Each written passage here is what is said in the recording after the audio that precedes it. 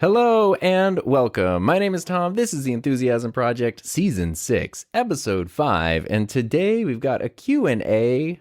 Hooray. So with these 10 episode runs that I'm experimenting with, I thought it would be fun to do a Q&A episode right in the middle as Episode 5, and this being Episode 5 is now a Q&A. So I put questions out on Twitter and Instagram. No, I didn't put them on Twitter. I put them on Instagram and the YouTube community page this time. And I also have a few submissions that were sent in via email, some audio and some video. So we got all kinds of cool stuff to kind of cover today. I'm going to start with the video and audio submissions because they were a little more in depth. And then we'll go to the written submissions because they were a little easier. I haven't really gone through and pre-sorted them or anything because I think it's kind of a little more fun to answer them on the fly. There was some pre-production that I had to do, but for the most part, I kind of just I like to have it feel like a conversation. So that's what we're going to be doing today. Before we jump into that, I definitely want to talk about the microphone that I'm using today because it's one that I've had for several months. I think I've had this mic for probably almost 6 months now, if not more, but I haven't really used it yet. And that's such a privileged thing to be able to say. But this is the Warm Audio WA-47 Junior. And the reason I got this microphone was actually Warm Audio reached out way back last summer and asked if I wanted to try a microphone. And I looked at their artist page on their website and I saw that the Interrupters were listed, which is one of my favorite bands. And it said that some of the mics that they use, this was one of the mics that they've used on several albums. And I was like, yeah, can I have the Interrupters mic, please? And they sent it to me. And it's been interesting. The reason I haven't used it that much is because I almost feel, I don't want to say unqualified, but kind of for using this. So the 47 in the WA-47 Junior has to do with 47 style microphones, which I don't know a whole lot about. So please feel free to correct me if I'm wrong. But from what I understand, they go back to Neumann tube microphones, which you can still buy. It's sort of an old style tube, large diaphragm condenser microphone. It's sort of like the 47. I think it refers to the capsule. And they're pretty legendary. They're also quite pricey. You can go up into the thousands and thousands of dollar price range. I believe this microphone is more in the $350 price range because the Junior on the Junior means that it is a solid state microphone, not a tube microphone. So it's a condenser, but there's no tube or anything. It works just like a normal condenser mic. But reading reviews and articles about it, it's very highly praised for basically being good at just about everything. So, they say you can use it on instruments, you can use it on drums, you can use it on vocals, you can use it on guitar. So it's an incredibly versatile microphone that a lot of people really, really love. And so now I'm kind of diving into it. It is fairly susceptible to plosives. So I have the Rode mesh windscreen in front of it. But it also does have some pretty cool features on it. There are some switches. There's a 10 decibel pad. So if you're doing something really loud, you can turn it down by 10 decibels. And there is also a low pass filter. So this is without that turned on. And then this is with the, 70 hertz cut. And then this is with it off again. And it's kind of cool because the switches on it are just metal toggle switches, which is really neat. And then in the front, there is actually a polar pattern selector. So you can do the figure 8, you can do 360 degrees, or you can do the traditional cardioid pickup pattern, which is what I'm using right now. So that's what we're going to be using today is the Warm Audio WA-47 Junior. And I think I got all that info out correctly. So I don't think there was anything else housekeeping business to go with. So let's just jump straight into our questions. First question comes from Joe. And what do you know, Joe? Let's see what you have to say. Hey Tom, my name's Joe. I'm calling from across the pond in the UK, hence the accent. Big fan of all your work. First time, long time, I think is probably the expression. First time caller, long time listener. Is that what that means? I think so. I have a question regarding audio, which I know is a subject you know a little bit about. I'm currently recording talking head videos in a very quiet room, a silent room as far as I'm aware. And I'm recording using a Zoom H4n Pro device. Plugged into that, I have a NTG4 Plus Rode condenser shotgun mic. But I'm getting a noise floor. I'm getting background hiss, and I'm struggling with it. I don't know where that hiss is coming from. Is it the preamps in the H4n Pro? It should be working fine. I've had it years. The same question, part B, is if I was to upgrade my Zoom H4n Pro, what would be a good step up from that device? Bear in mind, I quite like the idea of a Mix Pre 3, but I'm not sure I want to invest, or rather, I'm not sure I could justify investing that kind of cash in a device. I'm pretty sure I'm the only one that hears the hiss in my videos anyway. I don't think anyone else obsesses over it as much as I do. Anyway, I'll stop talking now. Keep up the good work, and thank you. Alrighty, thanks so much, Joe, all the way from across the pond. I appreciate that. I think I can kind of help out a little bit, or at least confirm a lot of what you're thinking. I have the H4n here, so not the H4n Pro, but the H4n. I believe these have the exact same preamps. I think the H4n Pro has a little bit more of a robust build. Might even have a little more gain, but I think they're basically the same thing. I don't have the Rode NTG4 Plus, but I do have the Deity S Mic 2. It's the only mic I have that's even kind of close to the NTG4. So I did a quick little test with the H4n and the Deity. I pre-recorded it before this so that way I could sync everything up correctly. So I'll share that with you right now. This is the Deity S Mic 2 running into the H4n, and I have my record level at 39. If I stop talking, you can hear how much hiss there is. Hopefully you can kind of differentiate between just room tone and hiss. I think this actually sounds pretty quiet, and I don't know if you're going to be using this shotgun mic this close, so if I move the mic a little bit further away, I might have to boost my record level to get the level where I want it. This is at 74 on the record level. There's a lot more hiss, and this might be more kind of in line with what you're dealing with. So it's actually really noisy, and if I bring it back down, seems like a lot of that hiss goes away if I keep at the record level under 50. And so again, this is back down to 39. Super usable, but again, I don't know if you're using a shotgun microphone mere inches away from the source of the audio. So I hope that kind of, basically what that showed is that you can get really clean audio with the H4n, but you just got to keep that record level as low as possible. And I don't know if that's something that you're able to do with your setup, because like I showed, if the microphone was further away, I needed a heck of a lot more gain. So yeah, you probably are your own worst critic, but at the same time, it's a valid criticism. The thing with the H4n recorders, I have this one, the one that I got in 2012, and this was like the first real audio recorder I ever had. And these are great. And when I got it in 2012, it sounded so good. I remember just using the built-in mics and putting it up to a guitar or talking into it, whatever. It was amazing. I ended up having a bunch of these for my high school program that I was teaching, and my students would use them for interviews and stuff. And I was just like, wow, we're getting like perfect audio. And they do sound really, really good.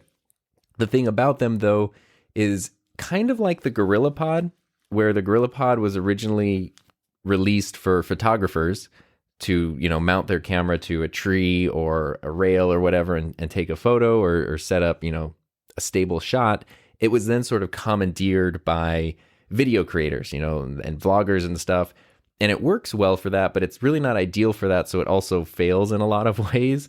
And the H4n, I think, sort of has a similar history where it was designed for really music recording and audio recording, and then it was kind of commandeered by like independent video production people and podcasters, and then Zoom kind of went all in on that with the H4n Pro, where they redesigned their original to be a little more geared towards the video production podcasting side of things. And then of course since then Zoom has released a whole bunch of other recorders that are really geared more towards that.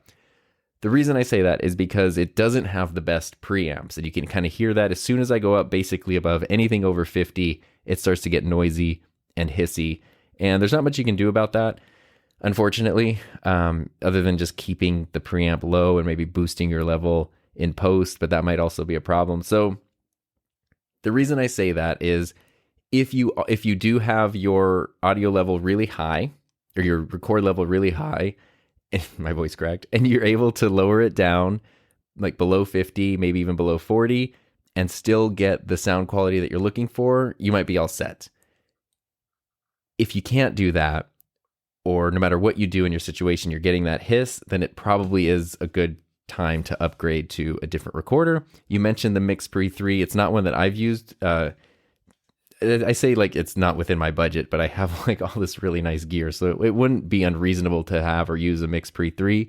However, I just haven't gotten one yet, but I know the reputation that the Mix Pre 3 has, and I know, the level of people and productions that use it, so I don't think you would be sorry that you got one. You did mention feeling like it was hard to justify it. If you have to max out a credit card or, not feed your children or something because you spent the money on a Mix Pre 3, don't get one.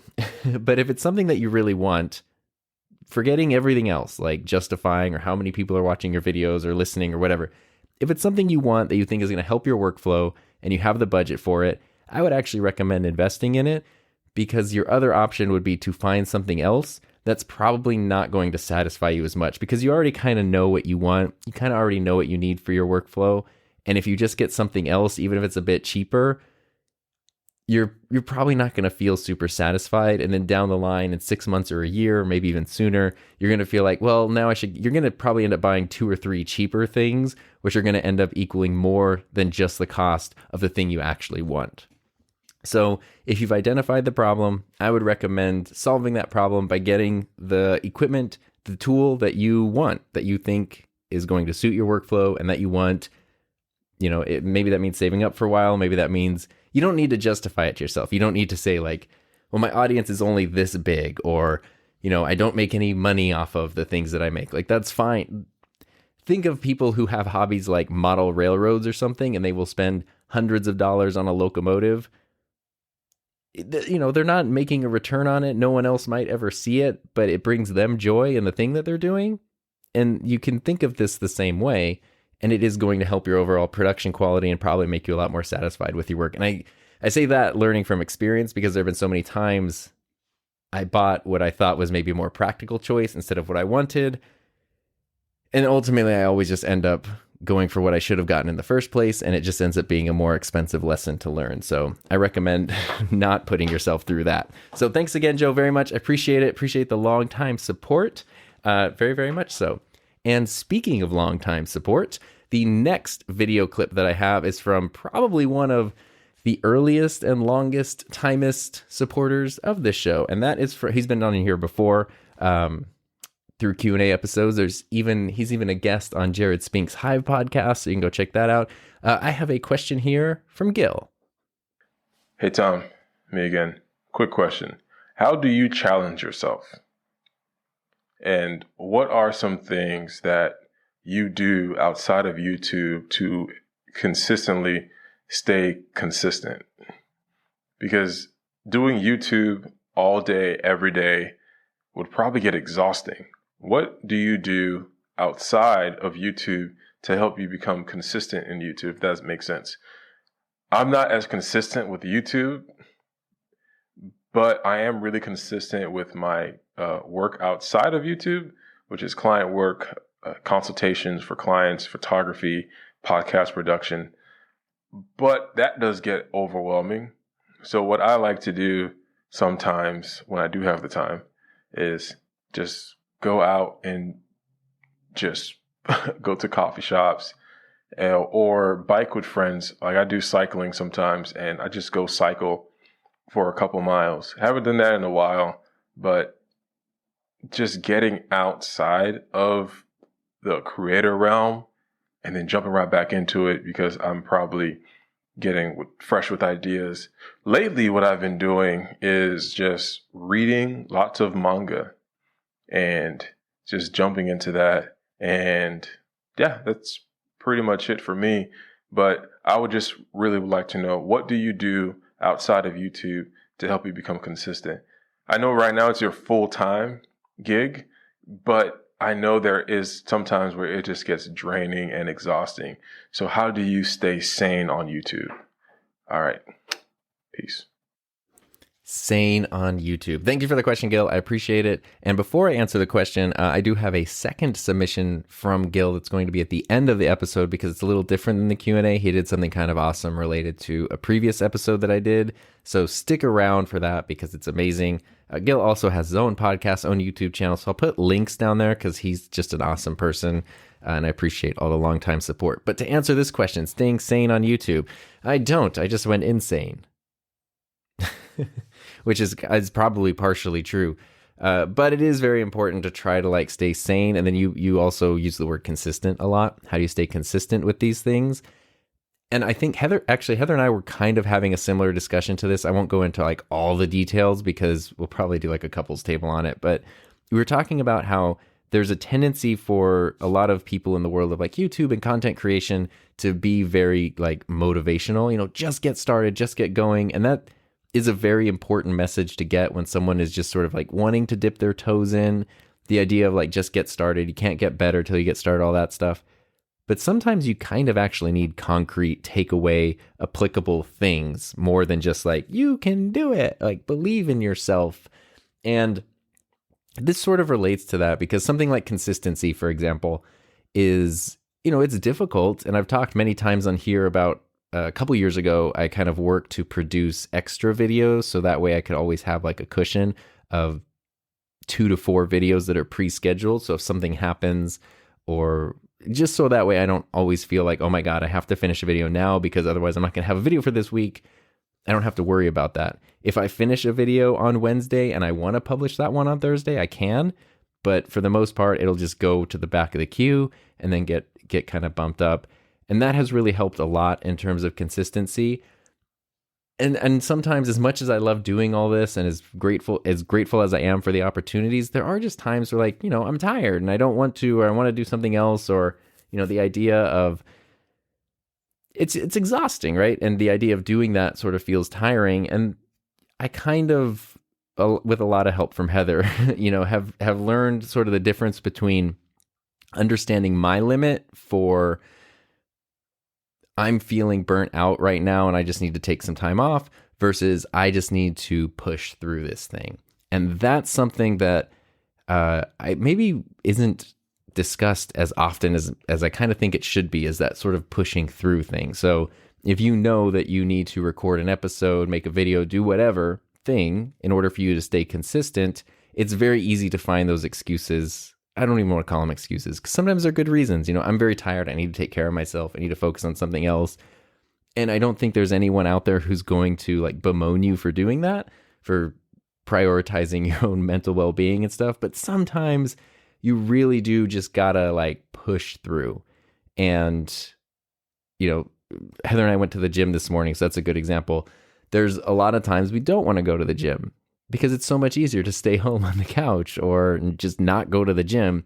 But as soon as you put on your gym clothes and you get in the car and you go there, once you're at the gym, you're fine and everything's great. It's just the like getting started part that's tough. And I found that's the same thing with consistency. If there's something I need to do, but I'm just having a hard time like willing myself to do it, I know that once I get started, like once I come in here and I start turning on lights, and once I start typing out an outline, once I get an idea for like, oh, that would be a cool shot, or could I try this? Then it kind of like snaps back into focus, and it's super easy and motivating.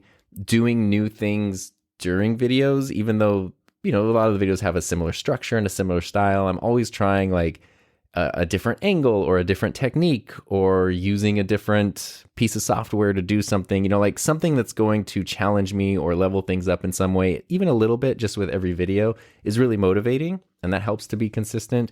And then kind of like you mentioned, Gil, the just going out and doing other things that aren't related to this at all. Cycling's huge for me. I've talked about that many times. Super therapeutic. I love cycling. I love reading also. I'm in the middle. Well, I've been for like the last year, I've been reading the Expanse series. We watched the series, which just ended on Amazon, but there's still the whole book series is 9 books, and the TV show only goes to the end of book 6. So there's still 3 books, which is like, gosh, like, I don't know, 2,500, 3,000 pages of story. So I'm in the middle of book 8 right now. That's great. I'm also in the middle of trying to refinish my very first guitar that I bought like 20 years ago and kind of broke like 20 years ago, and it's just been sitting in a bag. So I'm refinishing it, rewiring it.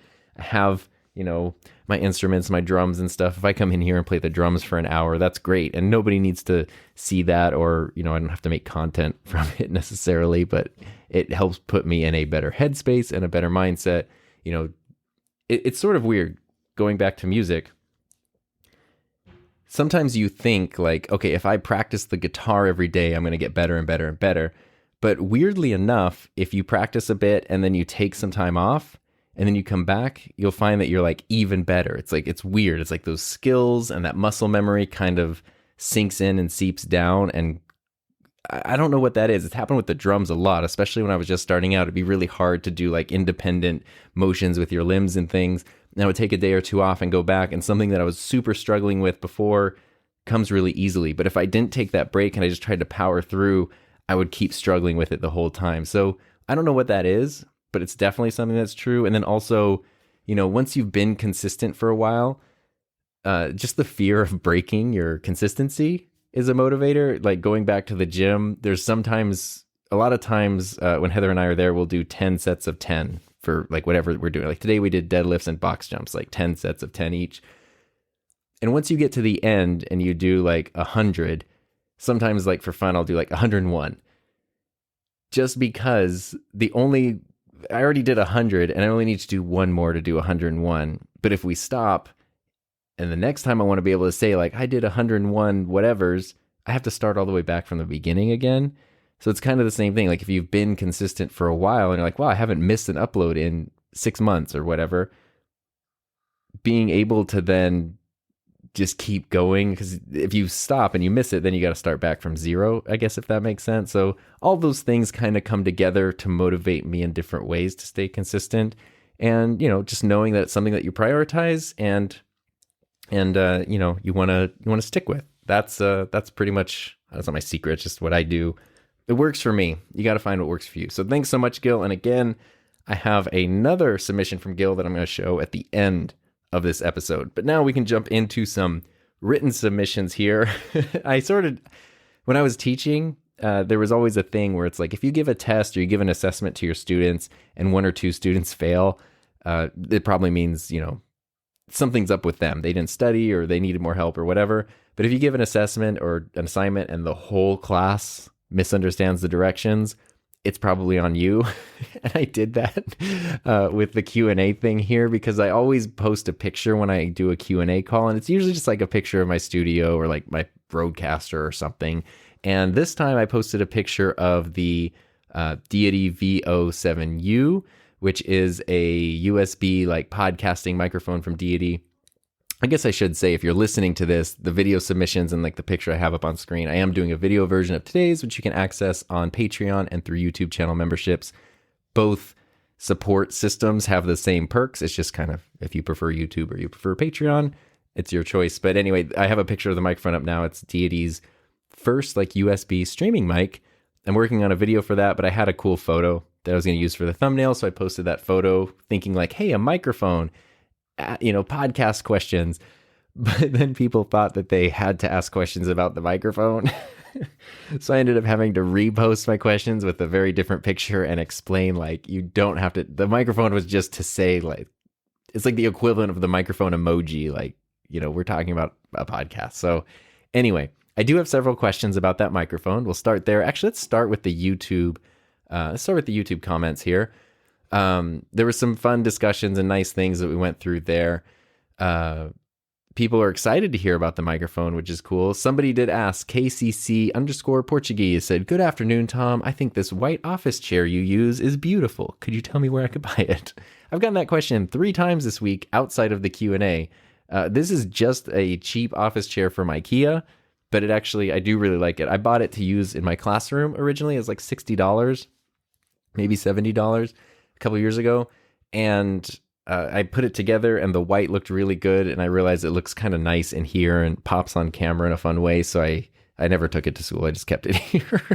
But it's that I tried looking it up, and I don't think they make this specific one. It's like an off-white cream color now and a black version. But it's a pretty decent chair. It's a comfy chair. Our corgi Finley, this is his favorite chair. So as soon as the door is open and the chair is available, he will sneak into it as quickly as possible. And then I have to like sit on an uncomfortable drum stool because he won't get out of the chair. So anyway, it's an IKEA chair. Marcus O'Brien asked a great question, which said, I'm using the Rodecaster Pro affiliate link from you. Thank you, Marcus. To capture my voice, my co-host, and our guests. Can you talk me through the multi-track setting to get separate audio for each of the feeds? I'm failing miserably. Fortunately, several people, including Gil, actually jumped in here to have a discussion with Marcus and help him figure out what he needed. So I think he was able to solve his problem just in the comments there. Who says YouTube comments can't be helpful? But just to be clear with the Rodecaster Pro, you can go into, I can't do it now because I'm recording through it, but you can go into your advanced audio settings and then enable or disable multi-track. I usually don't enable multi-track because it's typically just me, and I am mixing in a bunch of different sources, but it's all right. If you want multi-track, because in your situation where you have co-hosts and all these different sounds, it makes sense. Once you have multi-track enabled, you just record everything like normal, and then when you import the footage or the audio to your computer, you're going to see all of those tracks. So it can save it to the SD card, and if you just pull everything off the SD card, you'll see all the tracks there. If you use the Rode Companion app, it will just automatically import everything. A downside to the Rodecaster Pro, which is kind of a first world complaint, is when you do multi-track, you have to import every track. So even if it's like you and a co-host and sound effects, and those are the 3 tracks that you have, you still have to import everything else, which amounts to like 14 different tracks, even if most of them are completely empty. And it's not hard. You import them and you just delete the other ones you don't need right away. It's not a big deal. It's just kind of annoying because it takes more time to import those tracks, and it's frustrating when you know that you're not even going to use those tracks. So I think people get hung up there because they're like, I'm only using 3 tracks. Why am I importing like so many different ones? It's just the way the Rodecaster works. But once you import everything, you can delete the ones you don't need and just work with the ones that you do. And that's it. And then, I always try to remind myself, I've been using the Rodecaster for long enough now that it's kind of ingrained in muscle memory, but I always try to remind myself to double check, like, am I in multi-track or not before I start a recording? Because sometimes I just don't want to deal with that. I don't want to deal with all that stuff over there. But anyway, that's my answer for the Rodecaster Pro multi-track question. It's really nice to see people just helping out over there. Dan De Leon said, I'm not a natural teacher, but I know to create content on YouTube, you have to be able to teach depending on the type of the channel, or at the very least, show people how to do something. Any tips on how to teach? Yes, practice, which is the least satisfying answer ever. There's a couple, we could talk about this all day because I was a teacher for 11 years. So, and I still like to think I'm a teacher in some way via YouTube because I like teaching people things. Just didn't like the education system. The thing about teaching that I always had to remind myself of was you are cursed with knowledge. You know things, and that's what you're sharing, but it can be hard sometimes to remember what you didn't know when you started out. And so you might say something that sounds really simple, like even just now, me saying going to advanced audio options on the Rodecaster Pro, I'm making the assumption that someone listening to that is going to know there's a couple buttons you have to press before you can get into advanced audio options. And I'm kind of making the assumption that they're going to know that and they're going to figure that out. And that was on purpose because I didn't want to explain click, click, click, these other different things over here. But it's important sometimes to remember that. Like, does your audience need full fundamentals? Are they coming to it with some pre-existing knowledge and skills? Whatever it might be. And then I always just start at the end. Like, what's the end result that you want? And then backwards plan from there. So if I want them to be able to do this thing or to know these things, that means we're going to need to talk about this. If I want to be able to talk about that, that means we need to know about this. If we know about that, we need to know about this. And you kind of just distill it to the simplest thing. But working backwards is great because it helps you focus on what's really important. I'm somebody who likes to contextualize and give background detail a lot, But sometimes when I'm teaching, that can be a bad thing because I give way too much information, and it turns out a lot of it's not actually super relevant to what people need. So that's kind of, backwards planning. Like if you're making a tutorial video or whatever, what do you want people to be able to do or to know at the end of that video? And then very succinctly kind of work backwards from there, the different things you'll need to show them, all the way to like how to install the application you're talking about, or, like really basic stuff you might need to cover. And the cool thing too is on YouTube, once you cover some of those basics, you don't necessarily have to do it every time, because you can just refer to like, okay, we're going to start here on this software application. If you need to know how to install it and get it up and running, check out my intro video here. So you can always refer back to your older videos once you have them. And that's kind of helpful, because then the people who need them can go there. The people who don't won't. And that's sort of a helpful thing. And just trying to put yourself in the audience or learner, or whatever you want to call them, just putting yourself in their position. What did you need to know? What did you need to struggle with? What seemed overwhelming and confusing? What seemed exciting? Like what were the things you really wanted and were excited about? Trying to have that awareness, not just looking at things from your own perspective, but looking at things from the perspective of whoever's watching, learning, consuming. That's really helpful. We could go on a lot longer, but those are kind of some of the basics that I remember always running through my head when I was doing like lesson plans and workshops and stuff like that. So thanks so much for that question, Dan. I appreciate it. Helicure did ask, how's the Deity mic so far? Is it worth the price, or do you recommend something else? So I do have a video that's coming out in a couple weeks about it. It's their first USB mic. The microphone itself is $169, and then for $199, you get a version that has a really big metal boom arm. Like it's way bigger than the Rode PSA-1. The boom arm itself is pretty okay. It's like the equivalent of like those $60 Samson boom arms. So it's not going to fall apart like a $15 or $20 boom arm will, but it's not at the same level. Like if you use that one and then you use, a PSA-1 or something like that, you can just feel the difference. Even though they look very similar, you can very much feel the difference. But it's a decent boom arm. So that $200 kit, if you're just starting out and you have nothing, actually pretty usable. The microphone itself is pretty decent. The one thing I don't like about it, which I talk about in the video, is the headphone monitoring for some reason is a lower quality than what you're actually getting. So I plugged in the microphone, I connected my headphones, and I was like, oh, this does not sound good at all. It almost sounds like the NW800, not good. But then I played back the recording, and I was like, oh, this is great. This is totally like usable, nice audio. So it's just the headphone, like preamp, monitor, whatever, is for some reason a lower quality than the actual recording output, which is, better than having it be the other way around. Like it sounds great in your headphones and the actual recording's bad, but it's just a little tricky. Otherwise, it's very usable. It has RGB lights, which I actually kind of like. I don't know. I've never had a microphone that did before, so I thought that's kind of fun. It has a lot of physical buttons, which are great. So there's no app that comes with it. It's just plug and play. It has a built-in hardware limiter that actually works really well. So of course you can still scream and cause the microphone to clip and everything, but it's kind of hard to do, which is great for somebody who's just starting out. The thing about it is it does have like a pretty, I guess I would call it like an EQ'd sound. I don't have sound clips to play right now, but there's a 20-minute video coming your way, so don't worry. It does have a pretty EQ'd sound out of the box, which makes sense because if you think of who it's targeted at, it's sort of like a starter kit for someone who wants to do streaming podcasting, but you don't want to just get like the $20 USB microphone, $30 USB microphone from Amazon or wherever.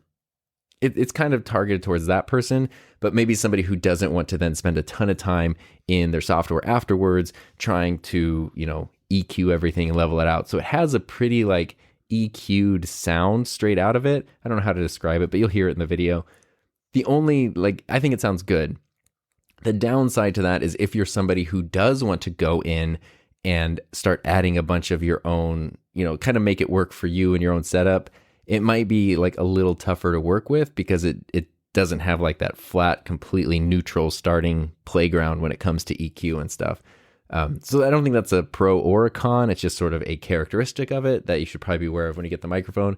But otherwise, they did a great job. Deity makes good stuff. Like they're great people. They understand what content creators need. It's a nice mic. It's really well built. The boom arm I mentioned was like not as good as the PSA-1, but the mic itself extremely well built, really nice. Yeah, I used it on a couple of paid projects that I was working on because before I made the video, of course, I want to actually use the microphone. And it worked great. Everybody loved the sound of it. And, those were things that people were paying me for. So there we go. David Foster said, it comes in white. The Deity does come in white. It seems like pretty much all the reviews I've seen for it have the black model. So they offered to send me one. And I was like, can I get the white one?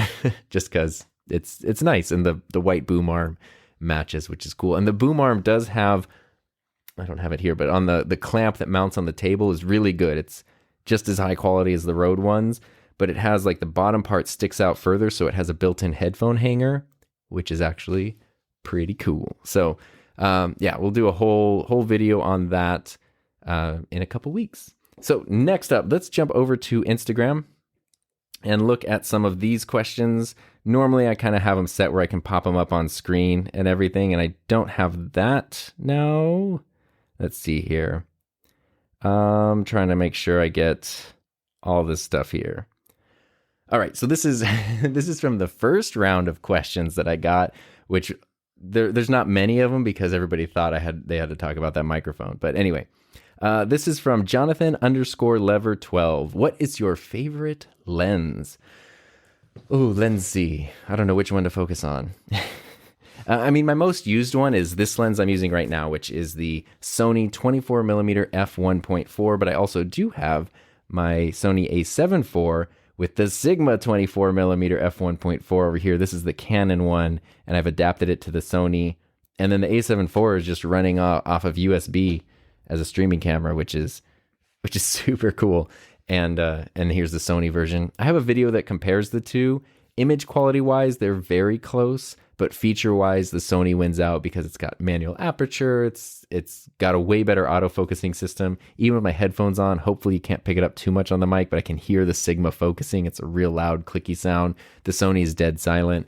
24mm is a really fun focal length for me, and an f1.4 lens. I love the shallow depth of field, so this is definitely my most used lens. But there are other ones I like. The Surrey, however you pronounce it correctly, 50 millimeter anamorphic lens that I have is awesome. It's a very specialized lens, so I can't use it as often as I'm going to use something like this, but I always get excited when I get to use that lens. It's really fun. You get to be really creative with it. I love that. And then recently, actually it was on Black Friday, so now it's been a few months, I bought the Zeiss 85 millimeter 1.8 lens for Sony, and I've been having a lot of fun with that. I've never had an 85 millimeter lens before, but that focal length is great. Like it's a tight lens, so you gotta, 85 millimeters is much more zoomed in than 24 millimeters. So you have to kind of work with that. But for like product B-roll shots, or if you're going outdoors and doing portraits and stuff, it's amazing. Everything looks so good. So that lens has kind of been living on my camera when I'm just doing fun stuff. And I think every video I've made since I've gotten it has a lot of B-roll shots that are with that 85. It's really fun.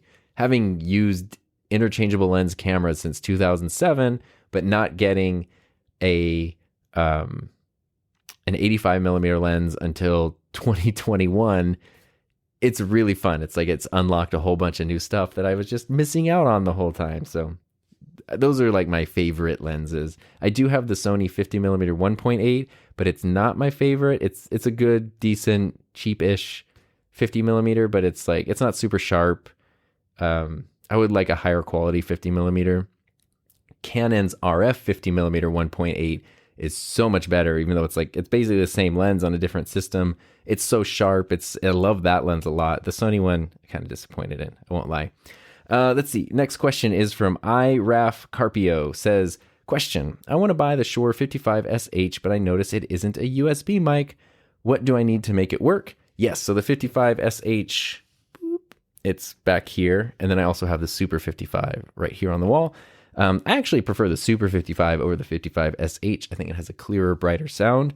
But either way, they're both XLR microphones, so you just need some sort of interface to use any XLR mic with your computer. A very common, very popular one would be the Focusrite Scarlett 2i2 that has 2 XLR connections. I think that's a good way to go. They do make a Focusrite Scarlett Solo, which only has 1.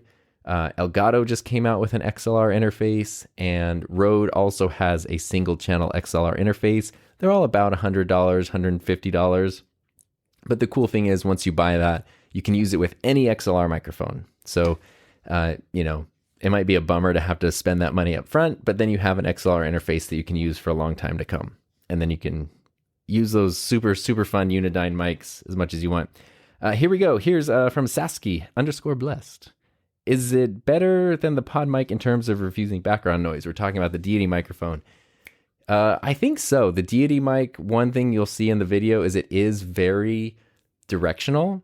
And they did that on purpose because they kind of know people who are getting it probably aren't going to have the most well-treated studio spaces. So it is actually really good at rejecting background noise. I did some very simple, quick tests with it, and I was pretty impressed with how well it did. So you'll have to see it for yourself if the Deity gives you the results that you want. Eduardo Brandini said it'd be much better if that mic were blue instead of white. Yes, I agree. Jonas X24 says, does it come in multiple metal shades? The Deity mic only comes in black or white for now, but it would be very cool. I've been using Colorware. Heather got the Shure MV7 from Colorware. They also have a SM57 and a Sennheiser mic you can get. Colorware is cool if you need any of the stuff that they offer. I got an Apple Magic Mouse recently that's glossy, buck blue, and it's amazing because I actually like the Magic Mouse. And yeah, so sometimes you can do really cool custom stuff through Colorware if they have the item that you need. But they have a lot of gaming consoles, AirPods, a few microphones, lots of phone cases and stuff too, which is super fun. So let's jump over here to our next batch of questions. These are all from Instagram. Creative Raph says, what do you recommend for someone just starting out or who needs that push to do something creative? It's funny. That goes back to what we were saying before. You might need that push. I know when I was just starting out, a big thing I needed, mentally, was just someone to tell me it was okay to make something. I felt kind of silly. Who am I to film myself? Who am I to record myself and put that out there? That feels narcissistic. That feels presumptuous. That feels weird. And once that was actually Heather played the biggest role in that, of just going, no, you're interesting. You have something interesting to say. You have knowledge to share. You have experiences. Put those out there because otherwise they will just disappear. And, sometimes just having someone tell you that the urge you have to get started creating is okay and you should just go for it is very, very important. And then the other thing that I think is maybe a little more concrete is to have a purpose. Which it doesn't mean you have to narrow down exactly what you're doing forever, but literally when you're just getting started, I remember struggling to figure out what I wanted to make a YouTube video about. And then I took my drone pilot license test and I kind of found there's a lot of great free study materials out there, but it was sort of overwhelming and some stuff seemed like you need to pay for it, but should I pay for it? And some stuff, some resources overlap and others leave things out. So I kind of wasted a lot of time as I was studying for the test. And I realized, what would be super helpful is if someone made a video where they said, hey, here's 3 simple resources. If you just follow these resources, you'll be completely ready to pass the test. So that was the video I made. And that gave me the push to make my first video because I had a clear purpose. I was making a video specifically to solve a problem, to provide specific information. And that can be really helpful. My channel is not a drone channel. Drones are connected to camera and audio. So it's even still that video is not totally unrelated, but just because that was my first video doesn't mean that now every video has to be about drones and stuff. That got me started. And so doing something like that, it can be really helpful. Just explaining something, having a purpose, showing someone how to do something, it gets you out of your head a little bit and it lets you focus more on how am I going to do that? How am I going to show this? How am I going to explain this? What's the best way to do it? And then you put it up online. And hopefully after at least a little bit of time, you'll get, a couple people who are hey, this was helpful. Thanks so much. And that feels really good. And then you've once you've done it that first time, it's a lot easier to do it again and again. And the more that you get those reps in and that practice, the easier it becomes. So having a simple purpose is very important when just getting started. Aiden underscore productions 11 says, do you know what a Go XLR is? I do. And I've never used the Go XLR, and I don't know why. People love the Go XLR. I've just never used one, and I think there's no real reason that I haven't used one. I just haven't, because I got the Rodecaster that kind of satisfied, it sort of satisfied my like itch for that sort of thing. But I'm kind of curious about the Go XLR just because it is so popular, and I know it's very well liked. I did have somebody from Roland reach out a while ago, and they said that when they have units available, they were going to send me a review unit for their Aerocaster that's coming out, which is kind of like it's kind of like a Rodecaster ATEM combo thing, like Rodecaster Go XLR ATEM combo thing. It looks really interesting. And so I'm very curious about that. But I don't know when or even 100% if that will happen, but I'm excited for that for sure. Pat Bobam, this is Patrick Boberg, who wrote the theme song for this podcast. What's the biggest disaster you've lived through with AV gear? Oh, I mean, there's always every once in a while you'll drop a camera, you'll drop a lens, drop something like that. That's always scary. Especially, teaching, I was pretty lucky, but every once in a while something would drop, and that was never fun. I'm trying to think of actual disasters, though. There weren't really, so far, knock on wood, I've been pretty lucky. One thing I can think of that is pretty funny, though, is when I would start out my classes every year, I would go over the syllabus, and half of my syllabus was all about equipment, and students and their parents had to sign equipment contracts so that they could check stuff out. Basically, it was a you break it, you buy it situation. And one of the things in the syllabus was be sure to operate with honor and integrity and high character and that kind of stuff. So if you damage something, if you lose something, talk to me about it.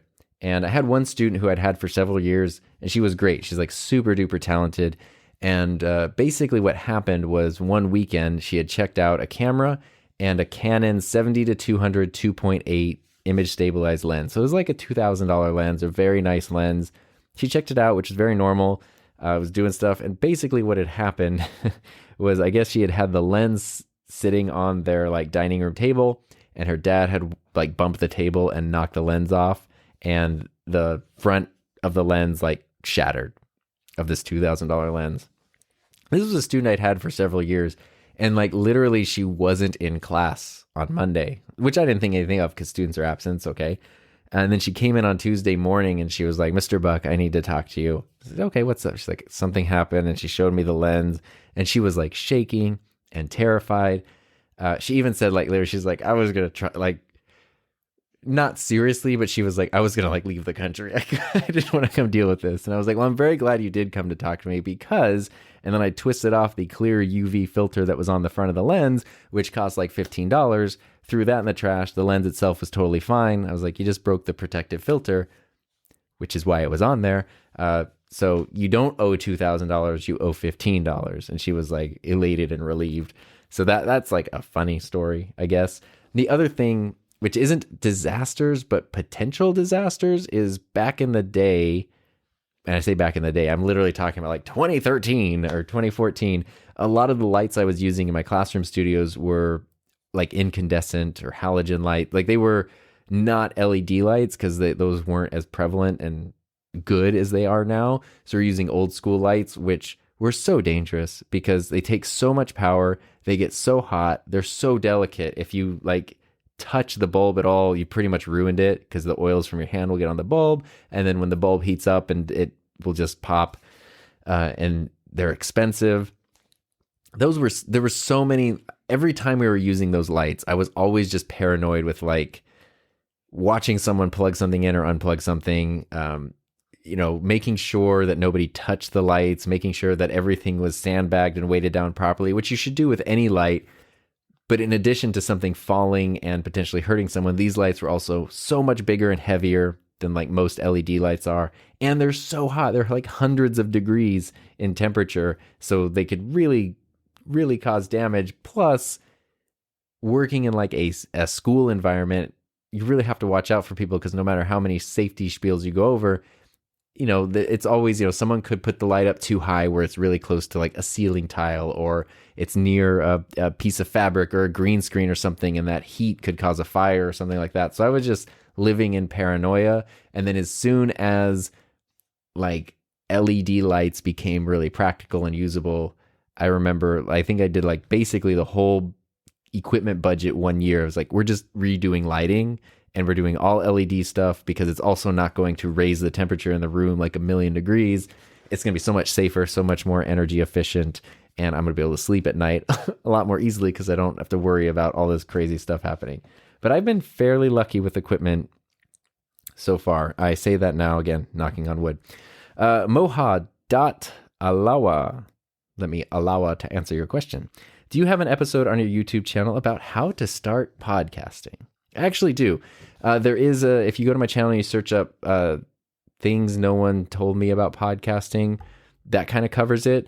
And then, of course, you can always go to podcasterplaybook.com, which is my course that will guide you through the entire process for getting your show up and running, all the way from the production of your very first episode to a sustainable workflow where your show's hosted on a platform and distributed out to the world, walk you through every step of the production process. And I'm pretty good at the sales thing. If you need help with that, you can also check out my second course, which is the Podcaster Idea Book, and that will guide you through coming up with a sustainable, manageable idea for your show. So if you need an idea and then how to produce it, both courses go together. If you just need an idea or you just need help with the production, then one or the other work well. You can go to podcasterplaybook.com, or of course, you can just go to himynameistom.com/courses. And in fact, actually, let's do something here. I just came up with this right now. Use promo code OFCOURSE and you'll get 15% off through the end of March. But I'm only going to put that in this part of the podcast. I'm not going to put it in the description or like a newsletter or anything. So if you use promo code OFCOURSE between now and the end of March 2022, you get 15% off one or both courses. So there you go. I need to make sure I actually do that after I record this episode. But yeah, the courses are where I do that because it's a little more in depth. Like the videos are pretty simple and the process is pretty simple, but YouTube kind of has the thing of a lot of people show up with very short attention spans. And so if I wanted to actually teach someone how to do something legit from start to finish, it just made more sense to do it as part of a course. Let's see here. The John White podcast said, have you used the Zoom F3 yet? I'm curious to see how it works. No, I have not used it. I am curious about it too, actually, because I really like the form factor of the F3. The videos I've watched where people use it, it seems awesome, but I haven't used it myself. So I guess that's all I can say about that. Jonathan's back. Jonathan Lever 12. What's your favorite camera? It's tough. Because it's tough. I like all my Sonys, right? But people have been asking which one's your main camera. I have the A7 IV over here. I really like the A7 IV as my, like, if we're going somewhere, I'm going to grab this camera and go. Because it can do video, it can do really good photos. And yeah, but it is missing 4K 120. It's kind of, in a way, missing 4K 60, but I use 4K 120 a lot, actually. And it does have rolling shutter in video. For photo mode, it's basically perfect. So no complaints there in photo mode. So it's the best take around camera. But if we're talking about like favorite camera for video, it really does kind of come between the A7S III and the FX3. I've said this many times, the image quality wise are the same. I think the A7S III is a little bit easier to use because it does have like the EVF. And there's just some things about the form factor, but I actually really also love the form factor of the FX3. It is missing that viewfinder, but it does have the XLR top handle, which is great. And I know you can get the XLR attachment for the A7S III, which works really, is exactly the same thing. But I like the FX3's implementation better because it literally slides into the accessory shoe and then bolts into the body of the camera. Metal screws into the metal body of the camera directly. And that makes it really sturdy and strong. So it doesn't feel like you're kind of like potentially tweaking the delicate accessory shoe. So, and the FX3 has tally lights, which are great when you're recording, being able to tell the camera's on and recording. And the fan even though I've never had the A7S III overheat, as we go into springtime and summertime this year, and I live in the desert where it can get 120, 125 degrees sometimes, knowing that the camera like will not overheat it ever is kind of awesome. So I don't know which one is I like more than the other. You could probably like flip a coin because they're both great. I kind of lean towards the A7S III because it is the one that kicked off my like excitement for Sony cameras. So they did something really right with that one. So we'll say A7S III, but maybe FX3. Let's see. Arsanya. Sorry, it's hard when the names are like first name, last names are put together. But this is Arsen Yaziz 7. Do you still use the pod mic? I do. This season for the podcast, I'm trying to use a different microphone every episode. So it's very fun for experimentation. It's terrible for consistency because everything changes. So I don't know if I've used the pod mic. It's maybe not. So I should probably use that in the next half of the thing. But yeah, I do use the pod mic. I think it does sound best when you use the WS2 windscreen with it, but I like the look of the pod mic without it. So there's a whole thing there with windscreens and filters and stuff. But yeah, I have a pod mic hanging there. I have another one in the cabinet here. I really like the pod mic, and like the durability build quality of the pod mic is phenomenal. So I love recommending it for that. The only reason I'm like, as I've learned more about microphones, I've become a little more hesitant to recommend the pod mic is really just because it does have such a very specific sound to it, kind of almost like the Deity VO7U does, where the pod mic is not a flat, like neutral mic. It really kind of leans towards the high end of the frequency spectrum.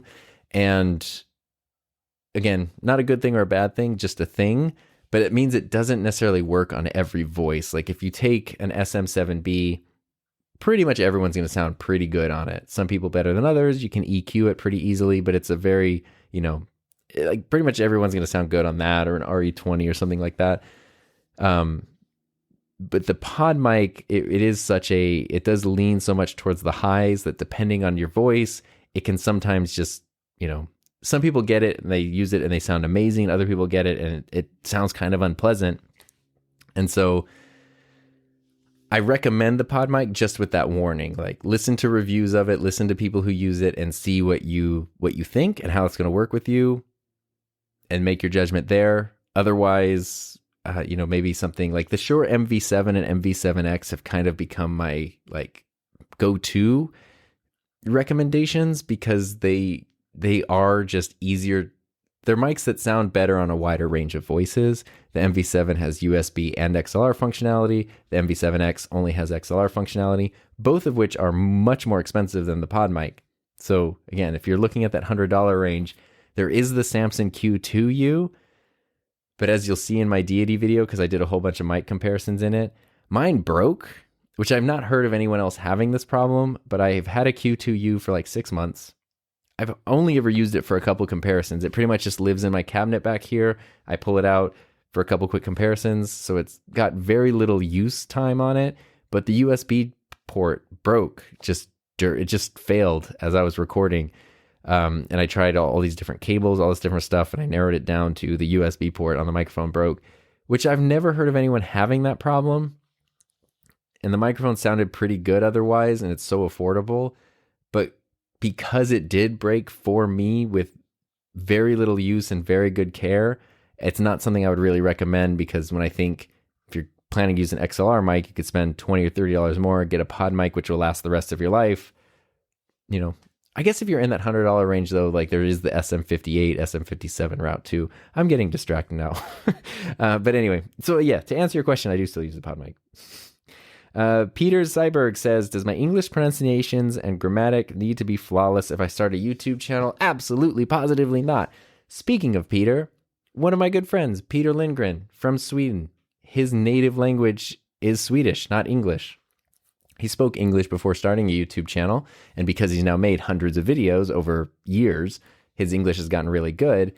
But he still has very much an accent. He still makes grammatical mistakes all the time, mispronounces words all the time. It's fine. There's nothing wrong with that.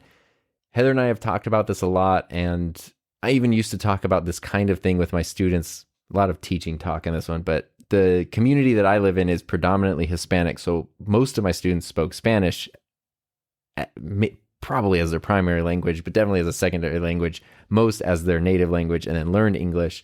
And it really kind of like took a lot of time to explain that like being bilingual or multilingual is such a superpower that if you're speaking another language and people can just understand the gist of, they can get what you're saying. If you make a mistake here or there, it doesn't matter. And I think personally in the world of YouTube, it's something that can really kind of endear you and make you like human and make you stand out. And, you know, you see this on Peter Lindgren's channel all the time. He's always fumbling over English words in Swedish or throwing in Swedish accent and stuff. And it's part of what like is the charm.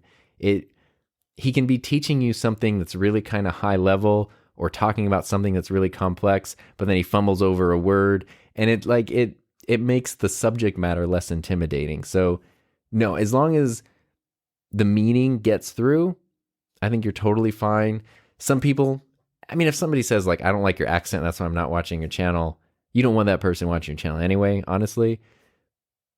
But I think it's something that could honestly help you connect with an audience in a really meaningful and authentic way that a lot of people would appreciate.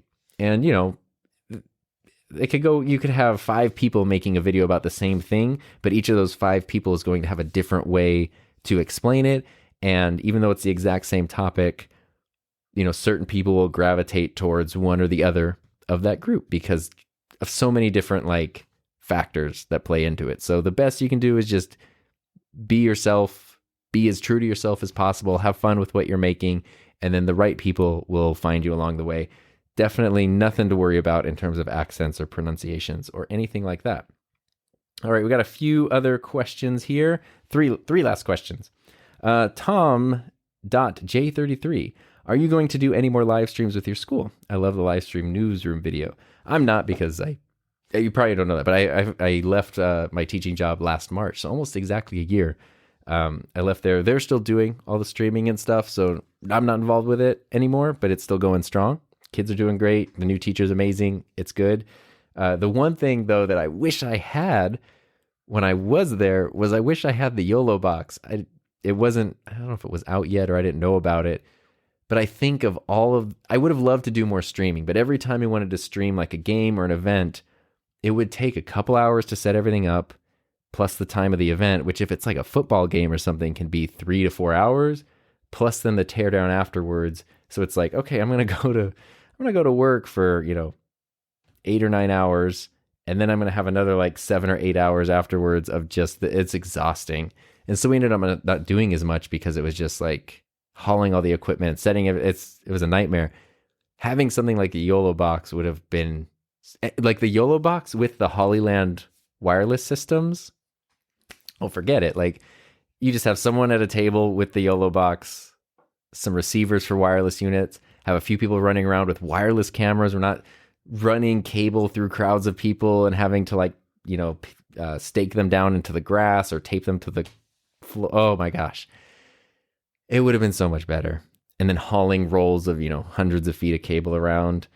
So it's like, it would be so much easier to do. And the YOLO box specifically is geared in some ways towards sports because you can do the graphics and the scores and everything. When I think of a whole setup that we used to have to do everything that little box could do, I wish I would have had that. I keep telling, whenever I talk to the current teacher of the program, I kind of mention you should probably check this out because it will change everything that you're doing. So anyway, there we go. Another secret diary asks, what would it take for you to do a 180 and head back into the Canon ecosystem? I don't know if there's anything they can't do. Canon do.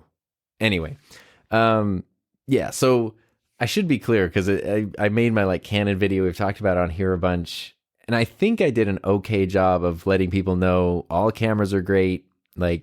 I'm interested in Canon cameras. There's nothing, if it's the right camera for you, the last thing I'm ever going to do is make fun of or criticize or belittle somebody's equipment choice.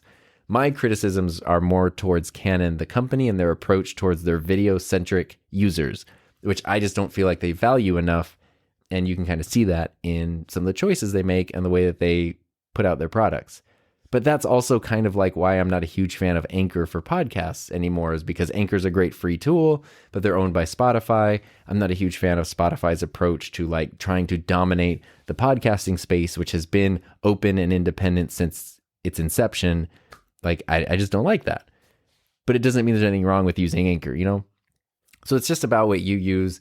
For me, I mean, it's tough now at this point. Like, I really like Sony cameras. So I don't like, I don't know what they would do better. I really don't know what they would do better. There's nothing to motivate me to go back, which is, I think, again, Canon's problem. They underestimated how willing people would be after so many years to switch systems, and they probably underestimated the willingness of people to go back. So I think it's actually less about what Canon could do. They could basically start making cameras that are as good on the video side of things as Sony without having to go into their cinema series, $7, $8, $10,000 cameras. So that would be important. And then Sony would have to drop the ball. Like, they'd have to switch, basically. Like, if Sony started making all these weird choices and crippling their cameras and not updating things and stuff. The odds of both of those things happening, though, I think are pretty slim. But again, nothing wrong. Like, I'm excited about cameras. So I would never, ever, ever judge. I'm interested in, like, if someone shows up and does their podcast with a Blue Yeti, I'm not going to hate on the Blue Yeti. I'm actually going to be very curious in how it sounds with their show. I'm going to be curious about why they use it, like why they chose it. I'm curious about how people use their tools much more so than what the tool itself is. So I would never make equipment judgments. Last question from Brandon Green, Fitness Pro. Why no Procaster Love? Which is a great question. I've never used, despite all of the Rode things, the many roads I have gone down, I've never used the Rode Procaster. I've used the Rodecaster Pro, but not the Rode Procaster, because those are actually two different things. The Procaster is their, like, I don't want to say pro level, because there's other pro level things. We'll call it like a pro level dynamic microphone. Probably the closest Rode mic you could get to like an SM7B. Like, they're probably pretty close as being head-to-head competitors. RE20, Procaster, SM7B. Everybody who I've heard use the Procaster always sounds really great on it, and I know a lot of people absolutely love it. So it's got a very long reputation of being a great mic. I have no idea why I've never like gotten one. I don't know. I don't know. I should probably try a Procaster at some point to check it out. So those are all of the questions. I have two things before we wrap up for today. One of them, I kind of was expecting some of the questions to be about this, but they're not. You might have seen this sitting behind me, or if you're listening to the audio-only version, this that I'm holding in my hand, not connected to anything, is the Tascam Mixcast 4. Because literally, other than today with the Q&A, I wasn't really interested in reviewing this because my criticism of it is it showed up almost 3 years after the Rodecaster Pro. Doesn't really offer anything different than the Rodecaster Pro, and is the same price. Like, it looks a little different. And there's a couple little differences, but it's kind of the same thing from a different brand at the same price. And my thought was, if you're going to show up 3 years later, do something innovative, like bring some new features to the market or bring a lower price point or something. But like, why would I not just get the Rodecaster Pro? Those criticisms aside, the thing itself is pretty freaking awesome. And so I literally got to a point where I got so many questions about this that I couldn't ignore it anymore, because, you want to talk about knowing how to get started, knowing what content to make. When literally every day people ask you about something, you should probably make a video about that thing. So I was lucky enough, I asked Sweetwater if I could get one to review, and Sweetwater sent this over to me, which I like. I like not reaching out to I very rarely ask for equipment. The only things I've ever asked for actually were like the Zoom P8 and this now, both from Sweetwater. But that's just because I'm not going to spend another $600 because I have the Rodecaster, but I am curious about this. and it's real nice. Don't worry, the video is coming. But I'm excited about that. I'm grateful that Sweetwater sent it over, and I'm comfortable asking Sweetwater to do that because they're not the manufacturer. They're just a distributor. So it's not like, Tascam sent this to me and now Tascam has expectations, which sometimes, companies will reach out. Like, heck, Rode has sent me stuff before, and they have no expectations, but they reach out to me. I would feel weirder if I reached out to a company and said, hey, Tascam, can I get a Mixcast 4? And then they sent it to me. And then I'm also like, but here's my ethics statement that says I don't have to make a video and I don't have to do this. And it feels, I think a lot of content creators, social media people, influencers, God forbid, kind of have that reputation of always asking for free stuff and wanting things for free. And I would not feel comfortable going directly to a manufacturer and asking for that.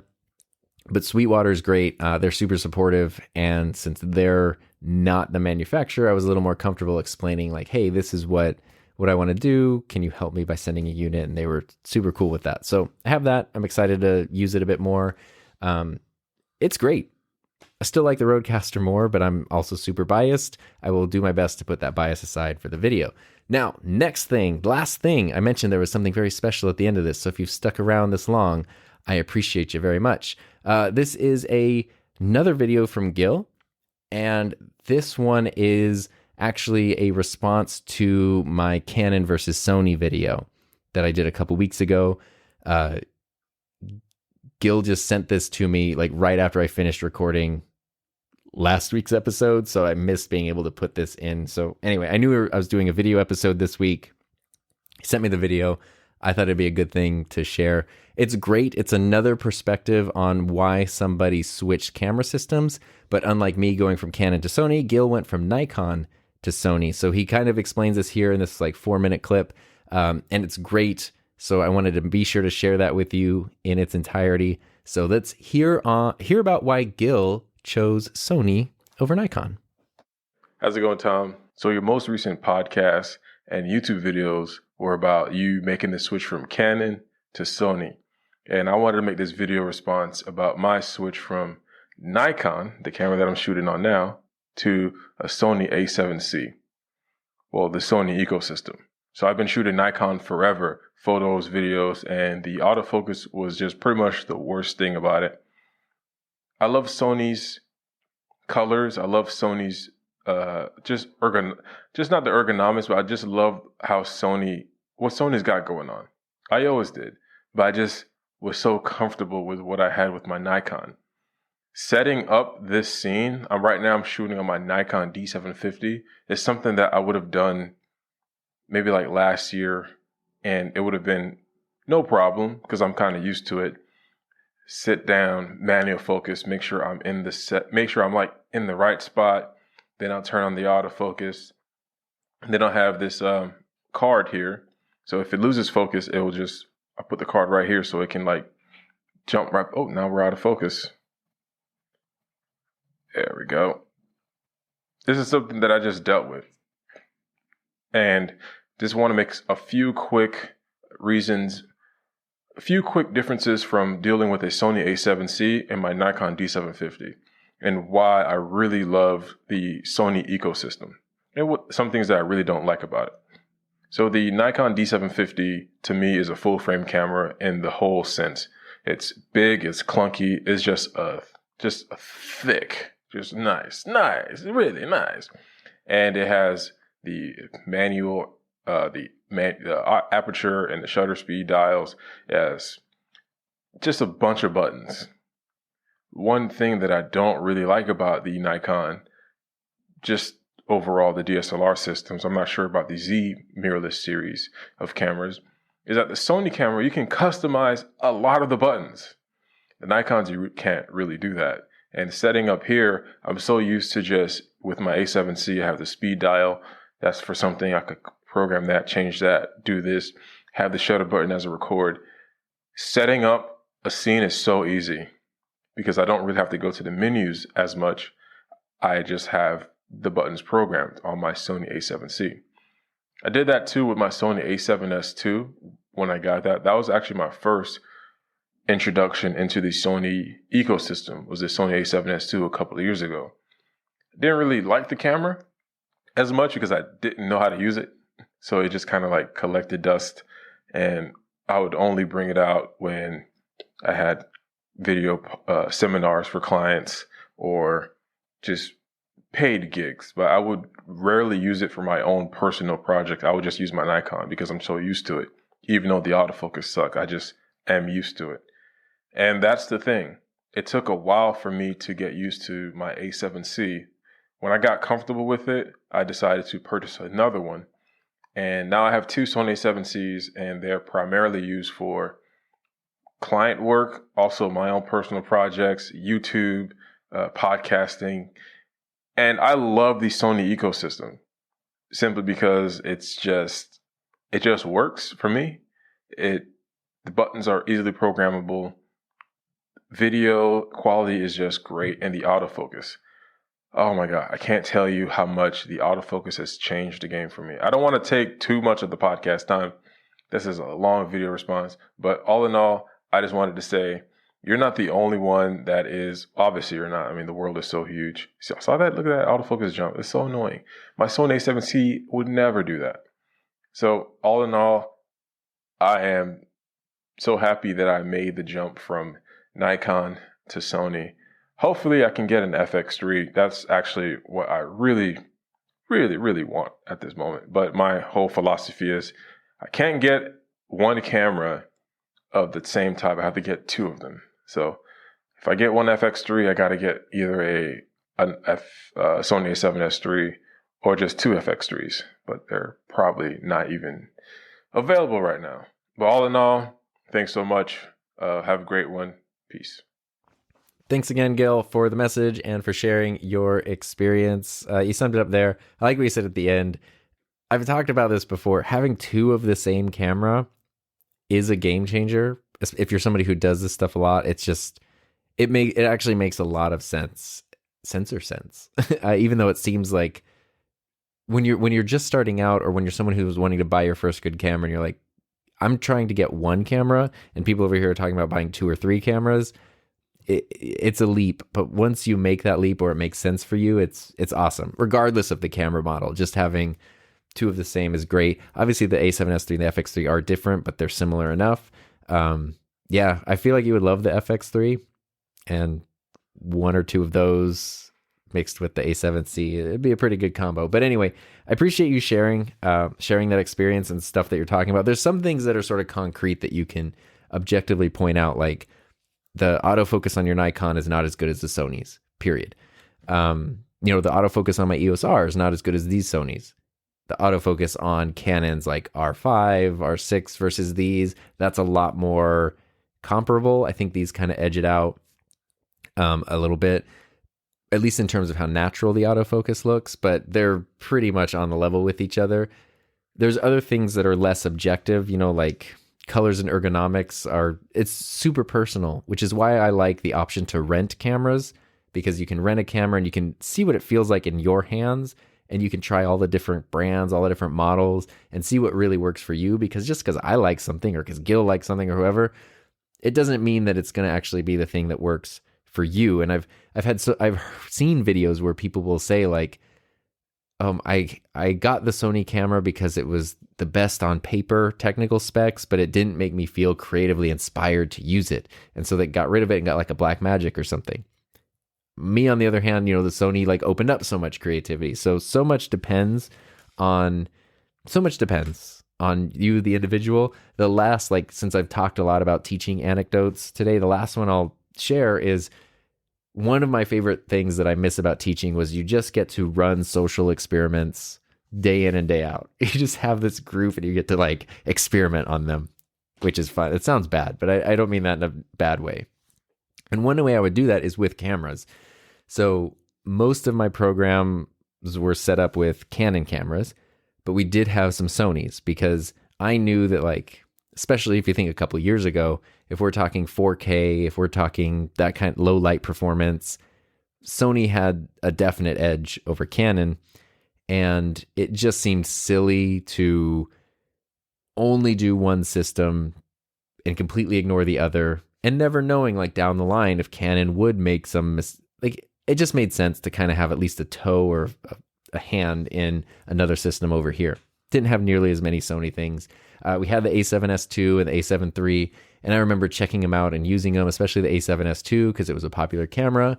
I would take it to events. I would do photo, video, and I was just like, oh, I really don't like this at all. Just like, please give me a Canon back. Like the camera did not click with me at all. It just wasn't the one for me. But what was fun to do would be when I'd have students by their 11th and 12th grade years, a lot of students would have preferences. They would know what lenses, what cameras they wanted. They would even come in with requests. Hey, if you're doing an equipment order, could we get a blah, blah, blah? Oops, sorry. They would know a little bit more about that. But especially in their 9th and 10th grade years, most students had no preference. They just knew cameras were cameras. They didn't care about Sony, Canon, Nikon, whatever. And I would sometimes just switch it up on them, just expose them to all of the different cameras so they could decide what they wanted. And, a student might need to check out a camera. I'd always ask them. I would just try to give them the best camera for what they're working on. So if they're filming at night, then I knew maybe a Sony was good. If they really, for some reason, wanted or needed 4K, if they were planning to do maybe some sort of like basic visual effect or something, if, they need a certain lens or whatever, I would ask them what they're doing, and then we'd try to find the best camera lens combo for whatever it was. But it wouldn't be uncommon for, especially students who kind of got interested in cameras. They'd check one out. I'd give them like a Canon Rebel or something. They'd use that for a while, and then they'd come back and, if they did well with it and I trusted them, then maybe we'd give them something like an 80D or, a little bit of a higher end one. Then they'd maybe go into full frame stuff. And some kids would just like to experiment with different things, try different models. And sometimes they say like, oh yeah, if you need this, here's a Sony camera. Let's try that, the a7 III or something along those lines. And it was always so fascinating because I wouldn't pitch it as like, I like Canon, but you could take this thing over here if you want it. I would just say, this is what this camera does, is blah, blah, blah, try this one. And it was always interesting to see their reactions when they would come back after trying a different system, because some students, again, with no preconceived notions, no brand allegiance or anything like that, just pure like personal feelings about the gear. Some of them would be like, nope, never want to touch this again. And then other kids, as soon as they touch a Sony camera, they would never touch a Canon camera again. It's all just personal preference. There were some students that the Sony menu system made no sense, while others would customize everything and figure it out right away. So much of this stuff just depends on your personal preferences and experience and what just feels right to you. So a lot of times you got to trust the gut and go with it. But thanks for your perspective, Gil. I really appreciate that. It's just fun to talk about this stuff. So thank you to everybody who submitted questions. If you do have a response or a thought or something you want to share, you can always send it to tom@enthusiasmproject.com. Even if I'm not doing a Q&A episode, I'm always happy to include a response or something along those lines. And I think that's just about everything. So thanks so much, as always, for listening. Thanks for being here, spending your time with me. I hope you have a safe, happy, healthy, fun rest of your week. And if I can slowly move things around correctly, I can play the outro by pressing the Elgato pedal I've been using with my foot. So have a great week, and I will see you next time.